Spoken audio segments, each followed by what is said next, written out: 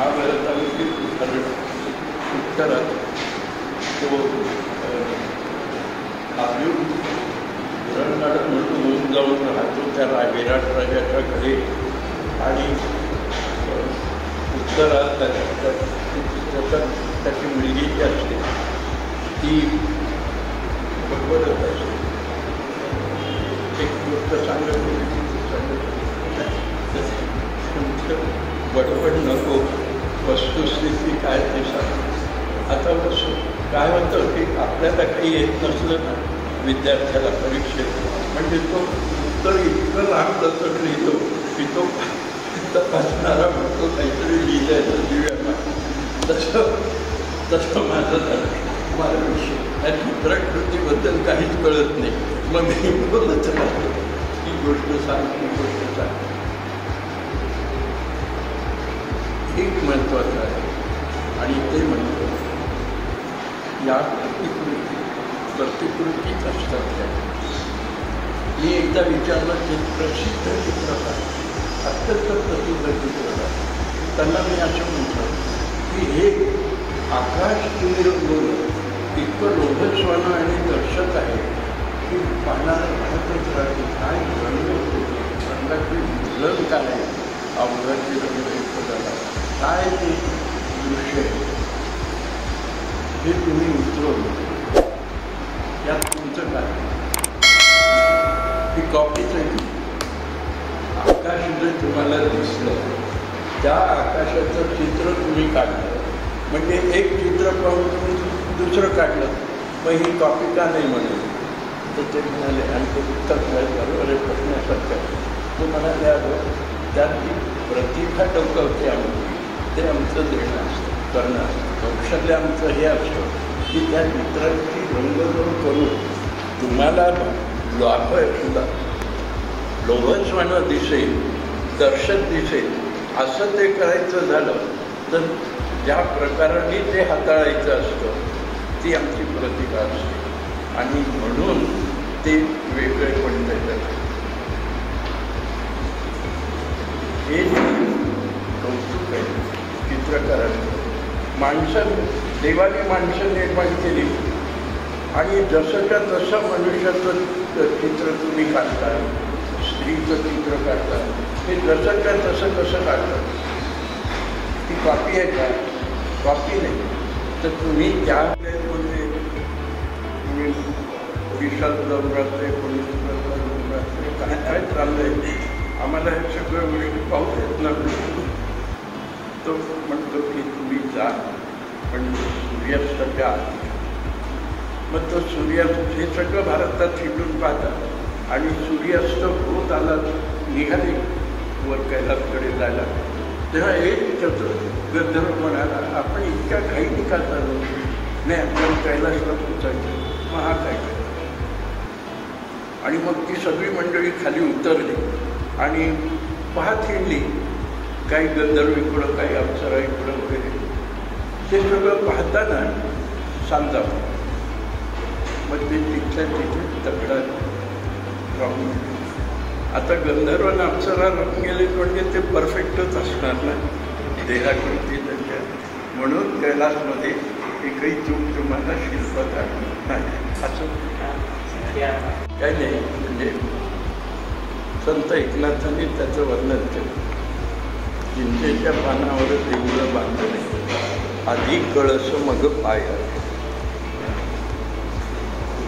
असं की हा मोठा सह्याद्री पर्वत आहे, त्याचा एक फांदी महिषाद्री म्हणून ती त्या वेरूळच्या लेणीच्या मागे त्या डोंगराची एक फांदी आहे, म्हणजे एक शुल्क आहे. आणि त्या एका पानावर म्हणजे एका ह्याच्यावर पाषाण हे देऊळ बांधलं, वरून कोरत आले आणि ते पूर्ण झालं. प्रिन्स फिलिप आला होता वेरूळला. तर मला म्हणे त्याच्याबरोबर लोक होते, काही लॉर्ड्स होते. लॉर्ड अलेक्झांडरने विचारलं की याचं महत्त्व काय. आता त्यांना काही आपल्या आध्यात्मिक किंवा मी सगळं त्यांना सांगून चालणार नाही. मग मी त्यांना म्हटलं की this has been carved from top to bottom and 3 million cubic feet of rock have been removed from these trenches. तर तो म्हणाला ओ वंडरफुल. मी म्हटलं हे वंडरफुल आम्हाला वाटत नाही. This has not been included in the 7 wonders of the world by you people is more wonderful to us. तुम्ही हे गाळलं तुमच्या यादीमधनं याचं आम्हाला जास्त आश्चर्य वाटतं. तो थोडासा नाराज झाला, खजील झाला असं. पण हे कसं झालं तर पल्लव आणि राष्ट्रकूट राजे यांच्यात लढाया होत्या. पल्लव म्हणजे दक्षिणेचे तमिळनाडू राजे, त्यांच्यात लढाया होत्या. एक काळ असा आला की 2-3 लढाया ह्या जिंकले राष्ट्रकूट राजे. मग महाराणी म्हणाली की तुम्ही नेहमी जाता, लढाया मारता आणि मला येऊन सांगता हुशारकीने की याला असं जिंकलं, त्याला तसं जिंकलं. हे खरंच आहे का ते मला एकदा पाहिजे. तसं चतुर असतात बायका. नाही मी चुकलो थोडं. बायका म्हटल्यावर चतुरच, विधवा करायची काही गरज नाही. तर ते ती म्हणाली की मला एकदा येऊन पाहिजे. आता यालाही असं वाटलं राजाला की आपण, त्याला कॉन्फिडन्स आहे ना की ओके आपण जिंकणार. तो म्हणाला चला. हे दोघे पल्लव राजांची या सगळ्या कलाकृती आणि डॉक्टर चव्हाणच्या शिष्यांच्या संदर्भातही मी कलाकृती असा अर्थ वापरला होतो. आपल्याला मी ह्या कलाकृती केलेल्या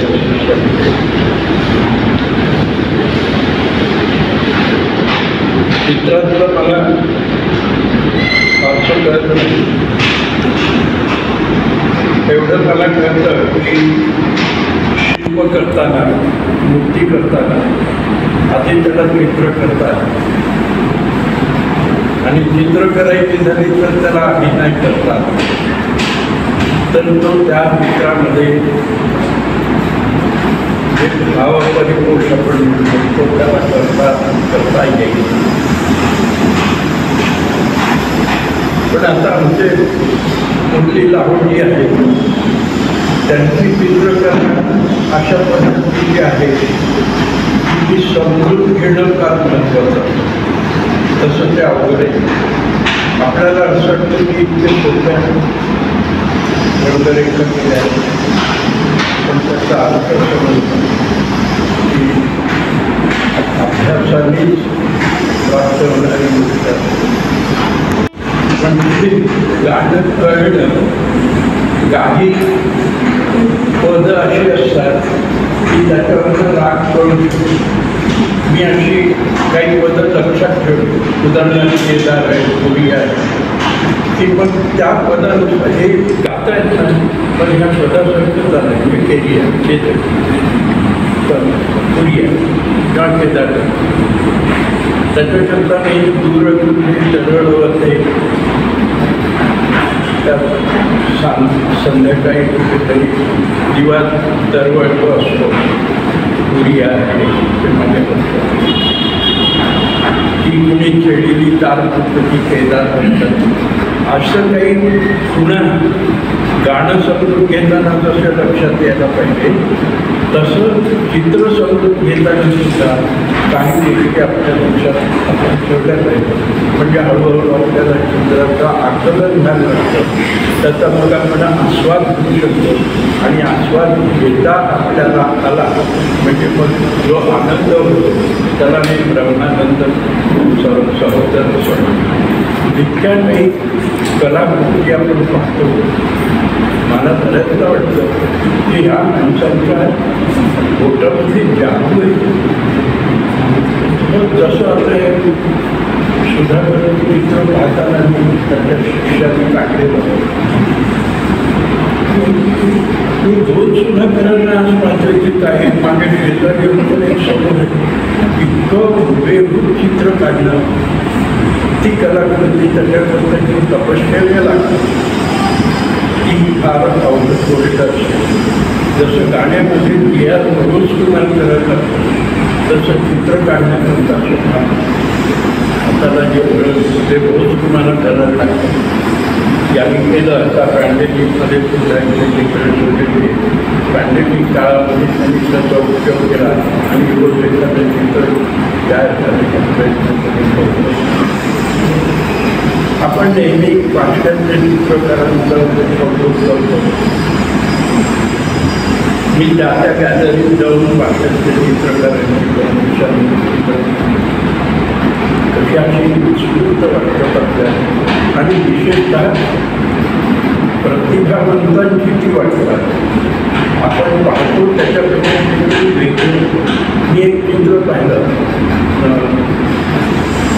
रामागार चंद्र हवा चंद्र हवा असं गाणे. तर ते चित्र मी पाहताना खाली पाणी आहे, राम लक्ष्मण भरत शत्रुघ्न बसले. प्रतिभा सांगतो चित्रकारांची आणि सगळे 3 भाऊ त्यात चंद्र पाहत आहे आणि एक भाऊ रामचंद्राकडे याला प्रतिभा म्हणतो आपण. सब्जेक्ट तोच, विषय तोच, पण काढताना त्याच्यामध्ये एक वेगळं पण विषय तोच ठेवायचा, पण प्रतिभेची जोड त्याला दिली म्हणजे ते अपूर्वाचं चित्र तुमच्यासमोर राहतं. मला एकदा त्याने विचारलं आणि मी अनेकांना म्हणून विचारायला मला कोणती कला आवडते, शिल्पकला आवडते का चित्रकला आवडते. म्हणजे मी साहित्य तुम्ही विचारायला कोणती शिल्पकला आवडते की अजिंठ्याची चित्रकला आवडते. तर बहुतेक सगळे लोक सांगायचे की मला चित्रकला आवडते अजिंठ्याची. मी एक मुद्दा आपल्याला आवडते चित्रकला समजून घेणं फार अवघड गोष्ट. कारण ज्या पद्धतीनं त्यांनी त्या कथा रंगवल्या त्या कथा काही अशा सिरियली आलेल्या नाही आहेत. एक जन्म इथं होतो तर भिक्षा दाखल तिथं दिसतं, मधल्या दुसऱ्या चित्राकृती असतात. त्याची नीट लावणं हे अवघड असतं. इथपर्यंत तुम्हाला मान्य, पण हे पाहण्याला कळतं का? तर मग तरी चित्र आवडतात असं का म्हणतात? कारण आपल्याला कळलं नाही असं दाखवायचं. मग पण खरी गोष्ट अशी आहे की चित्र तुम्ही उत्तम काढल्याशिवाय काढता आल्याशिवाय त्याचा भावप्रदोष केल्याशिवाय तुम्हाला चित्रकला नाही होणार. ती जरी अवघड असली करायला, कारण त्याच्यात दोष निर्माण झाला की परफेक्ट. विशेषतः लेडीमध्ये जी ज्या कृती पाहिजे ती तरी उत्तम व्हायलाच पाहिजे असतात. न उद्याने तर काढता येत नाही. एखादा पाषाणखंड दूध तुम्ही शिल्प करायला लागला, सूट झाली तर तुम्ही बदलू शकता. लेडीचे शिल्प तुम्हाला बदलता येत नाही.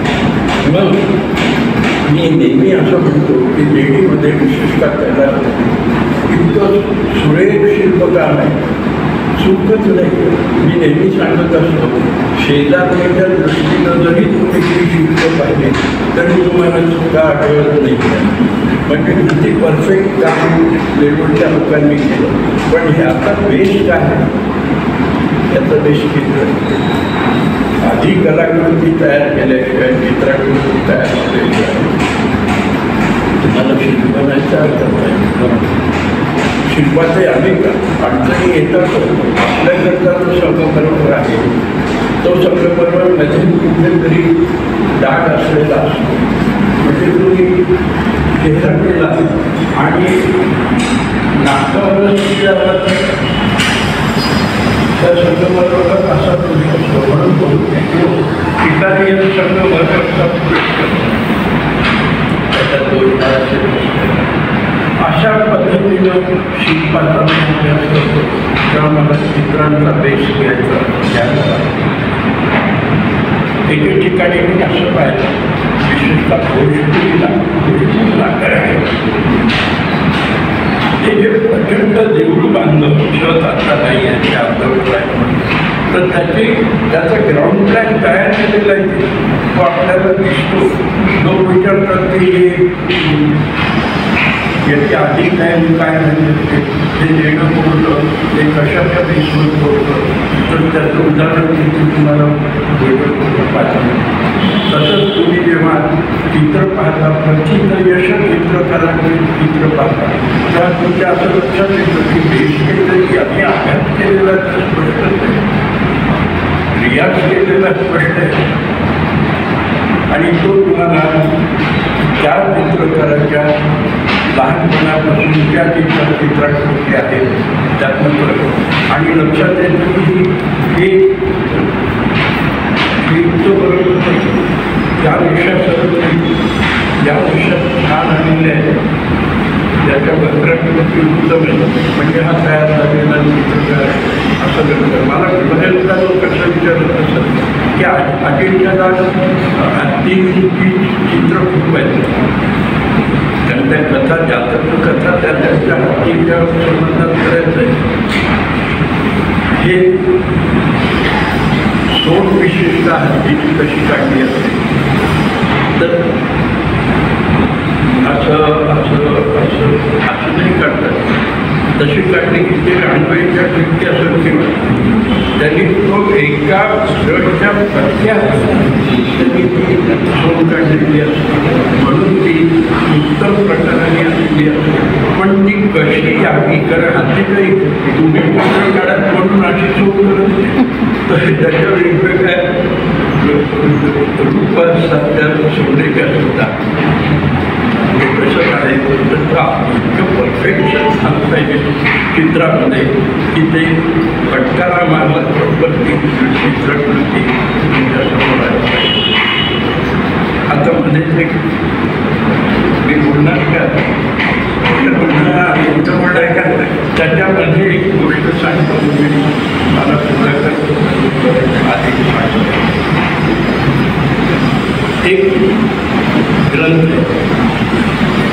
आमंती नावाचा संस्कृत ग्रंथ तो एका ऑर्डर ग्रंथावरती टीका आहे. वाचस्पती मिश्र नावाचे एक प्रख्यात पंडित होते प्राचीन काळात.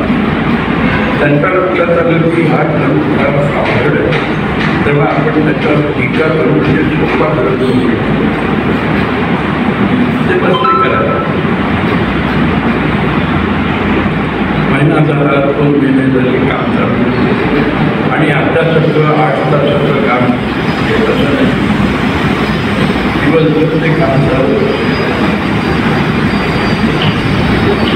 2-4 महिने झाले. त्यांच्या लक्षात असं आलं इतकं सांजावलेलं असताना किंवा कोणीतरी आवडत असणार तर मला ते चित्र मी स्नान करतो जेवण करतो नदी त्यांना बांधलेली असते त्या टीका करणे आणि हे सगळं करत असताना मला हा नाही पण मग आणखी 6 महिने किंवा 4 महिने काय असेल व्यवस्था करून करत हा विचार त्यांच्या मनात आला आणि शेवटच्या वाक्याचा शेवटचा शब्द निघून झाला पूर्णविराम दिला गेला त्यांची मानवर गेले. आता फक्त त्यांच्या मनात आलं की ह्या ग्रंथाला नाम काय त्यामुळे पूर्णविराम दिल्यावर त्यांनी सहज सांगावलेलं अंधार पडत चाललेलं आणि त्याच वेळी एक असं चांगलं बाकड्या वगैरे असलेला हात समोर आणि तो दिवाल होतं हे लक्षात आलं समय हे आणि ही जर भामती आहे त्याच्या पत्नीचं नाव भामती तर त्यांनी त्या ग्रंथाला भामती नाव आता सुधाकररावची भामती तात्पर्य हे आहे की हे काम एकट्याने असं होत नसते. चित्र एकट्याने काढता येतात पण त्याचा तिथं माहोल तयार व्हायचा असतो त्याला कोणाची साथ तेव्हा अशी साथ होणार आपलं भाग्य असं की आपली शास्त्रांची यांची विद्यार्थी तयार झाले अनेकाने अनेक चित्र त्यांना तयार करतात. आता मी हे गोष्ट गणपतीचं चित्र आहे तिथे त्या फायबरमध्ये धर्मपरमध्ये किती हलकं ते चित्र गणपतीचं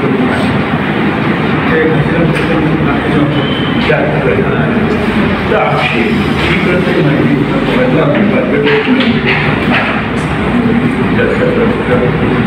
आणि चारकोल आणि ब्लॅक अँड व्हाईट पण ती देखणी असतात.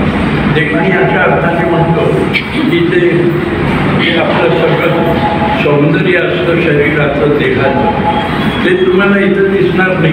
देखणी म्हणतो की त्याचा अर्थ वेगळा आहे की त्या चित्रातनं ज्या काही भाव भावना प्रकट व्हायच्या असतात त्या तुम्हाला देहाकृतीच्या शिवाय त्या दिसतात.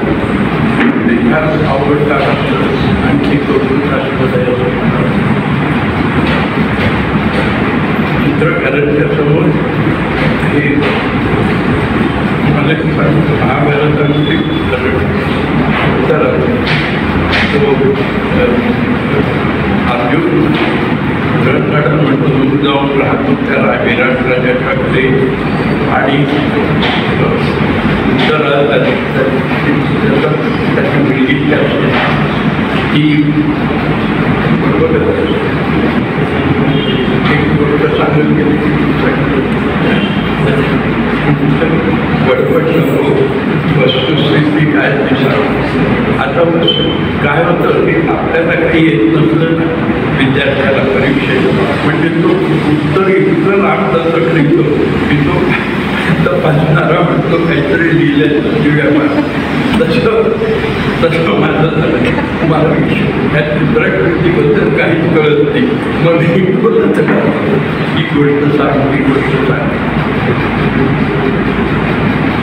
एक महत्त्वाचं आहे आणि ते म्हणतो या प्रत्येक गोष्टी असतात. मी एकदा विचारलं चित्रप्रसिद्ध चित्रकार अत्यंत प्रसिद्ध चित्रकार त्याला मी असं म्हटलं की हे आकाश सूर्य इतकं लोकस्वर्ण आणि दर्शक आहे की पाहणारा पाहतच राहतो. काय रंग रंगाची मुलं काय अवघाची काय दृश्य हे तुम्ही चित्र यात तुमचं काय ही कॉपीच आहे. आकाश जर तुम्हाला दिसलं त्या आकाशाचं चित्र तुम्ही काढता म्हणजे एक चित्र पाहून दुसरं काढलं मग ही कॉपी का नाही म्हणेल. तर ते म्हणाले ते पुस्तक वगैरे पटण्यासारखं ते म्हणाले त्याची प्रतिभा होते आमची ते आमचं देणार करणार औषधे आमचं हे असतं की त्या चित्राची रंगतोड करून तुम्हाला लोभस्वानं दिसेल दर्शक दिसेल असं ते करायचं झालं तर ज्या प्रकाराने ते हाताळायचं असतं ती आमची प्रतिभा असते आणि म्हणून ते वेगळे पडते. ही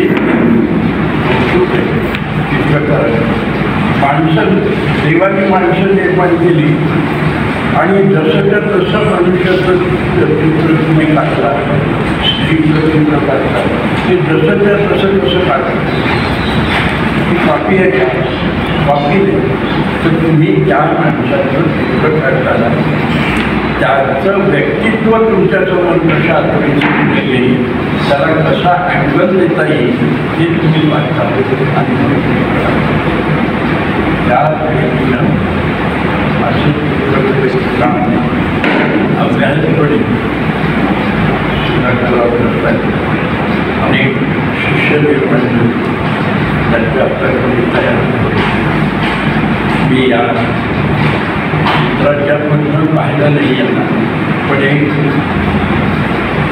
अत्यंत ऊर्जा असलेला एक चित्रकार म्हणून मी यांच्याकडे पाहिला आणि त्यात ते PhD करत होते वास्तविक सरकार तुम्ही केलं पण ते करताना प्रोसेस सुद्धा सगळा विद्यापीठात असा तपासला तोही मला माहिती आहे. आमच्या भेटीवर म्हणून मी असं सांगितलं की सुधाकर बाबा आत्ता द्विभुज नाही, हे सहस्रभुज. त्यांनी इतके शिष्य त्यांनी तयार केले, प्रत्येकाचे 2 हात म्हटलं तर ते या शरीर आणि याच्या